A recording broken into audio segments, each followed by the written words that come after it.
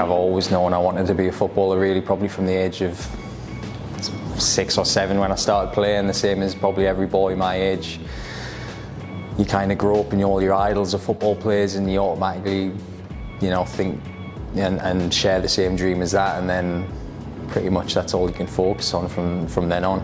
To become professional, you're probably in the top 1%, it might even be less of the population.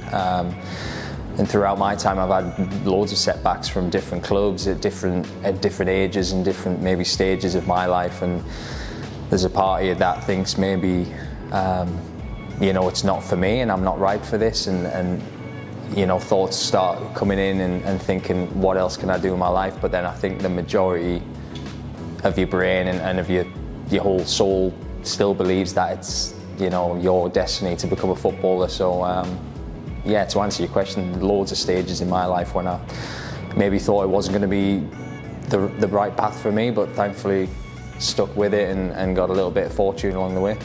I think the support of friends and family is a major one. I remember I got one of my setbacks at 16 years old. I was at Newcastle United as a schoolboy and unfortunately was released from that academy at 16, and at 16 it's a strange age, isn't it? You're becoming a man and you need to decide what your next step of education is, and I was kind of left with opportunities to go to sixth form and maybe go down the educational route, and I just had an overriding feeling that wasn't my path just yet. And thankfully with my parents and grandparents and close network of friends, they kind of believed me as well and stuck by me, and if it wasn't for them, maybe I would have let my own insecurities take the better of me and go down a different route, which may have been the better route, and I still might have found success and joy from that, but thankfully I stuck with it.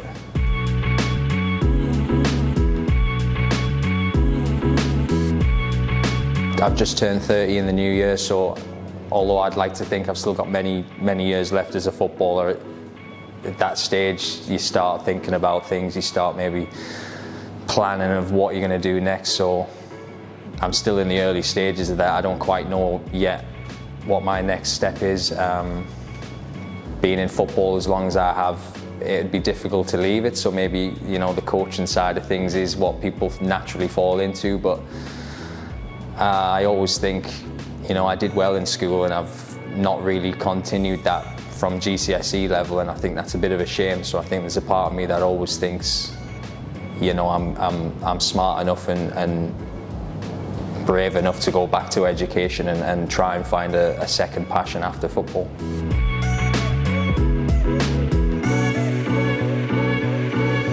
I've got loads of hobbies, but whether or not any of them are full-on passions, I'm not sure. I learned guitar in school, and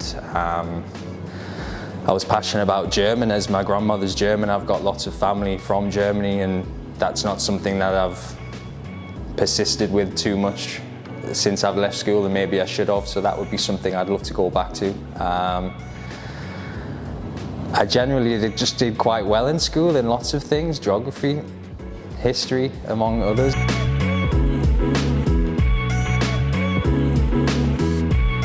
The way it's going, I think that the digital world and the social media and the business aspect of things has grown a lot more, and that would be something I'd like to do, looking into maybe the digital marketing side of things, learning how businesses use social media for positive content and stuff like that. I think in a society of football where it can be a little bit toxic online with footballers maybe getting mistreated and spoken in a negative way, I think clubs and businesses especially can probably do a little bit more to protect their players in terms of limiting what content goes on there, limiting what comments and things like that fans, not so much fans, but just general supporters can aim at players. So I think that would be something that I'd feel quite passionate about, trying to help and also educate young players of how to manage their own social media accounts, what content they should put on and maybe what content they should stay away from, and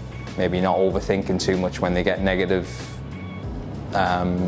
comments from supporters or followers. I think that's something in today's age which is just getting bigger and bigger and more important.